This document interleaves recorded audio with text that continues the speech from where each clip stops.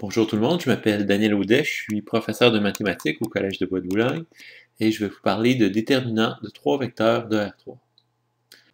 Normalement, si vous écoutez cette vidéo, c'est que vous avez écouté la vidéo précédente qui parle de l'orientation de trois vecteurs dans R3.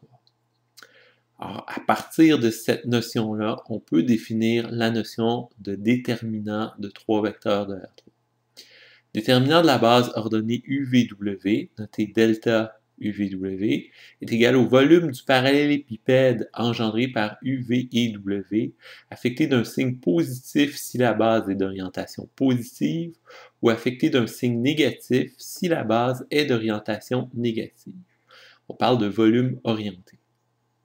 Si la suite ordonnée n'est pas une base, alors son déterminant est, par définition, nul.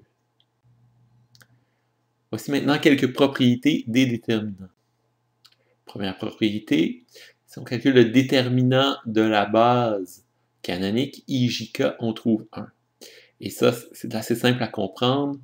La base canonique IJK nous donne un cube 1 par 1 par 1. De plus, la base est orientée positivement. Donc, on trouve son volume qui est 1 affecté du signe plus. Si U et V, donc en fait deux des vecteurs sont parallèles, alors le déterminant est nul, tout simplement parce que le parallélépipède est dégénéré, il est écrasé pour former un objet qui est en deux dimensions et donc qui n'a pas de volume, c'est-à-dire son volume est égal à 0. La propriété D3 affirme que le déterminant de KUVW est égal à K fois le déterminant de UVW. Par exemple, si j'ai les trois vecteurs dessinés UVW, ça m'engendre un parallélépipède. Maintenant, si je triple le vecteur U, je fais un nouveau vecteur 3U, ce qui me donne un nouveau parallélépipède. Donc, le volume du nouveau parallélépipède est 3 fois le volume de l'ancien parallélépipède. D4 affirme que le déterminant de R plus S VW est égal au déterminant de R VW plus le déterminant de SVW. Donc, par exemple, je peux commencer, tel que c'est indiqué dans le membre de gauche, par faire la somme de R et S, puis R plus S, V et W, ça me donne un parallélépipède. C'est une part. D'autre part, je peux regarder le parallélépipède engendré par R, W, ainsi que le parallélépipède engendré par S, V et W. Alors, il faut démontrer que ces deux solides-là sont de même volume. Ce qu'on peut faire, c'est commencer par couper le fond du solide à droite. Donc, on coupe comme ceci et donc on enlève le morceau qu'on vient insérer dans l'encavure qui se trouve en haut du solide à droite. Ensuite, ce qu'on fait, c'est qu'on découpe le morceau de droite suivant le R plus S et W, et puis on enlève un morceau qu'on vient insérer dans l'encavure qui est au fond du solide à droite. Maintenant, on obtient deux solides qu'on peut superposer, ce qui fait que les volumes sont les mêmes. Propriété D5 affirme que si on permute les deux premiers vecteurs U et V, on ne change pas le volume, on ne change que le signe du déterminant. Donc ça vient du fait que les parallélépipèdes sont les mêmes. La seule chose qui change, c'est l'orientation des bases. Une petite variation sur D5, on va parler tout de suite de D5', c'est-à-dire la version colonne de la propriété D5. Elle va nous être utile un peu plus tard.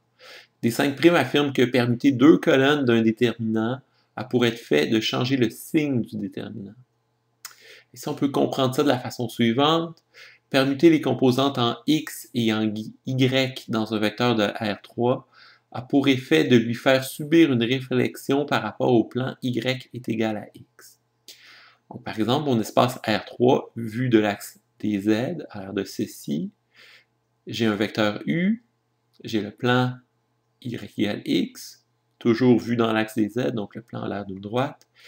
Et j'ai le vecteur U', donc on a permuté les coordonnées en X et en Y. Maintenant, qu'est-ce qui arrive à notre parallélépipède UVW quand on lui fait subir une telle réflexion? Donc, le parallélépipède reste le même, dans le sens que son volume reste le même. La seule chose qui change, c'est l'orientation de la suite.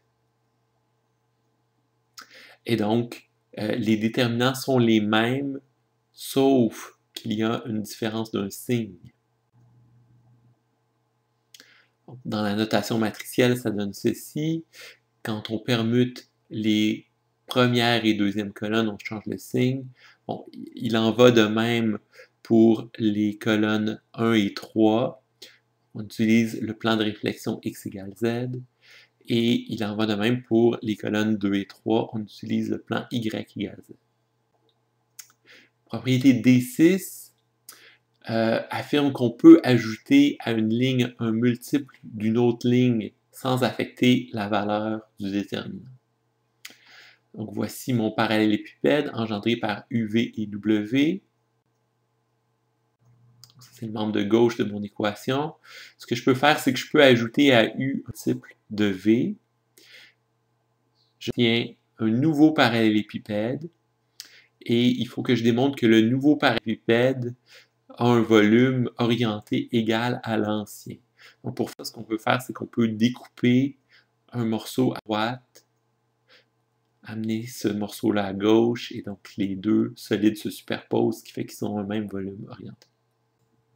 Maintenant qu'on a démontré plein de propriétés du déterminant, chacune de ces propriétés-là, en fait, ça transformait une notion géométrique en une notion un peu plus algébrique. Ce qui fait que maintenant, on est prêt à aller au bout de cette algébrisation-là du concept géométrique de déterminant. Et donc, quand on va aller au bout de ça, on va donner une formule qui va nous permettre de calculer les déterminants de vecteurs donnés.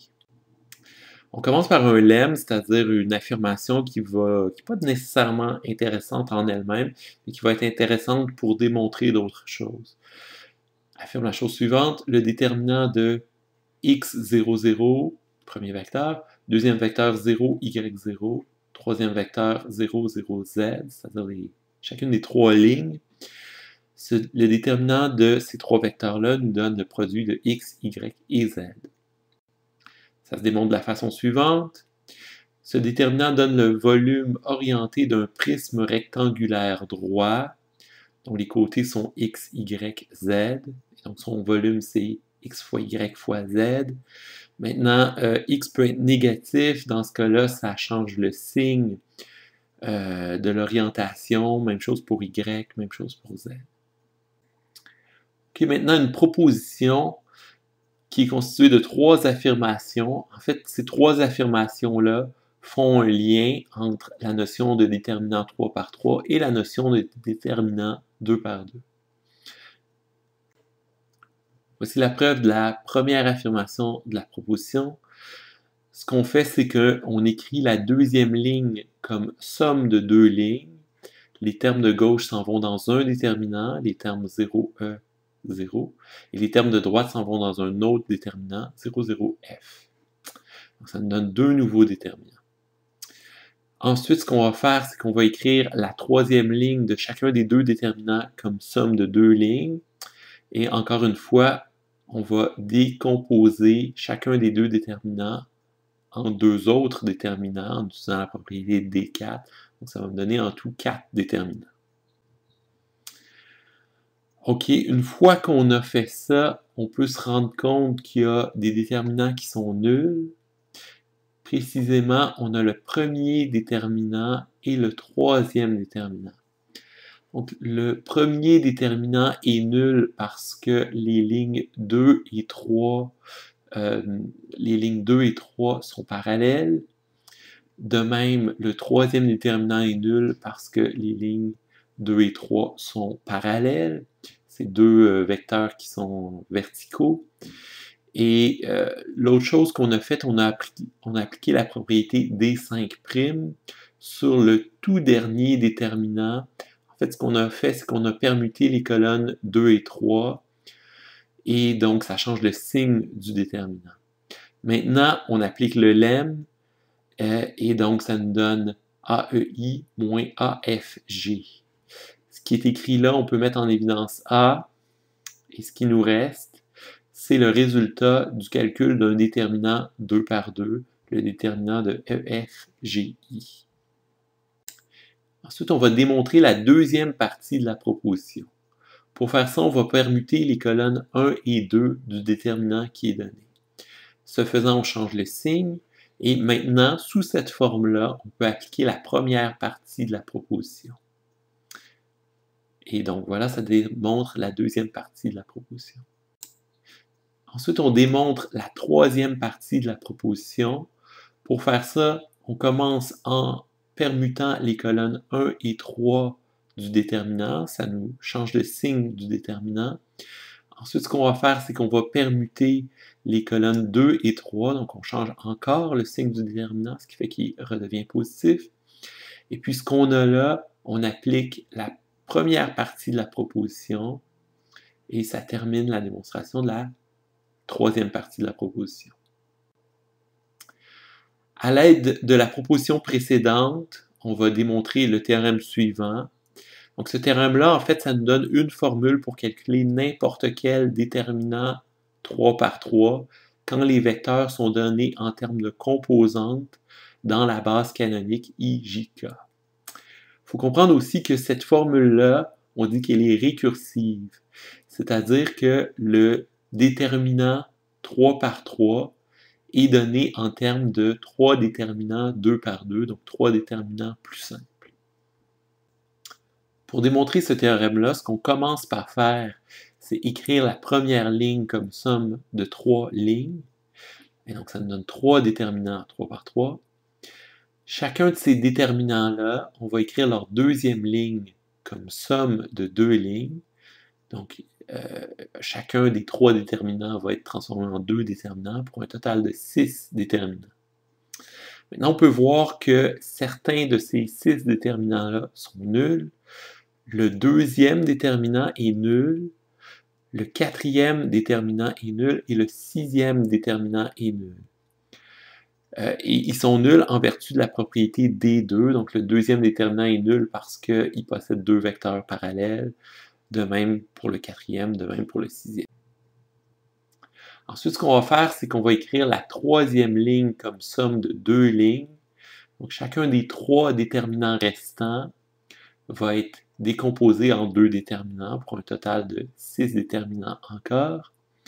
Ensuite, on peut voir que certains de ces 6 déterminants-là sont nuls. Si vous regardez le deuxième déterminant, la première ligne et la troisième ligne sont parallèles, donc ce déterminant-là est nul. Si vous regardez le quatrième déterminant, la première ligne et la troisième ligne sont parallèles, donc il est nul. Si vous regardez le sixième déterminant, la première ligne et la troisième ligne sont parallèles, donc le déterminant est nul en vertu de la propriété D2. Ensuite, les 3 déterminants qui nous restent, ce qu'on peut faire, c'est qu'on peut appliquer la proposition précédente et ça complète la démonstration du théorème. Ensuite, on a un corollaire à ce théorème-là qui ressemble beaucoup au corollaire qu'on a vu dans le cas des déterminants 2 par 2. Ce que le corollaire affirme, c'est qu'on peut intervertir les lignes et les colonnes. Ça change la matrice, mais ça ne change pas la valeur du déterminant. Et donc, encore une fois, ça peut avoir l'air d'être une curiosité, ce corollaire-là, mais en fait, ça a une conséquence très profonde. Ça a pour conséquence que toutes les propriétés qu'on a vues qui étaient applicables aux lignes le sont aussi pour les colonnes. Voici la preuve de ce corollaire-là. On commence en développant, en suivant le théorème qu'on a vu précédemment. Ensuite, ce qu'on va faire, c'est qu'on va appliquer la propriété D3', donc le facteur moins B, on vient le rentrer dans la deuxième colonne. Ensuite, ce qu'on fait, on applique D4 parce que les 2 derniers déterminants ont une première colonne identique, donc on peut appliquer la propriété D4. Bon, la propriété D4 est appliquée un peu à l'envers. D'habitude, on est habitué de l'appliquer en décomposant. Cette fois-ci, on l'applique à l'envers. Ensuite, on développe chacun des deux déterminants.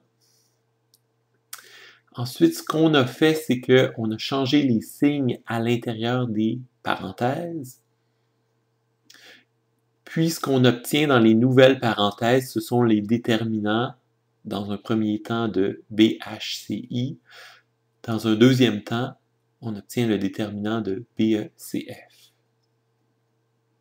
Et donc, ce qu'on obtient ici, c'est le déterminant de la matrice 3 par 3, ADG, BEH, CFI. Ce qui fait que chacune des propriétés qu'on a vues énoncées pour les lignes, on peut les réénoncer pour les colonnes. Donc, voici ce que ça donne D2.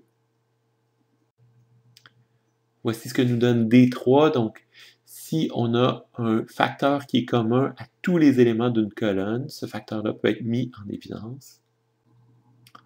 Voici ce que nous donne D4 en version colonne. Si la première colonne est le résultat de l'addition de deux colonnes, alors on peut écrire le déterminant comme somme de deux déterminants. Voici ce que nous donne D5 en version colonne. Donc si on permute deux colonnes, ça ne change pas le déterminant, ça change que le signe du déterminant. Voici ce que nous donne D6. On peut ajouter à une colonne un multiple d'une autre colonne sans changer la valeur du déterminant. Et donc, c'est tout pour la présentation des déterminants. À partir de maintenant, j'espère que vous allez essayer des exemples numériques. Et donc, je vous encourage à appliquer les propriétés des déterminants qu'on a vus pour pouvoir vous exercer à comprendre et appliquer ces propriétés-là. Merci.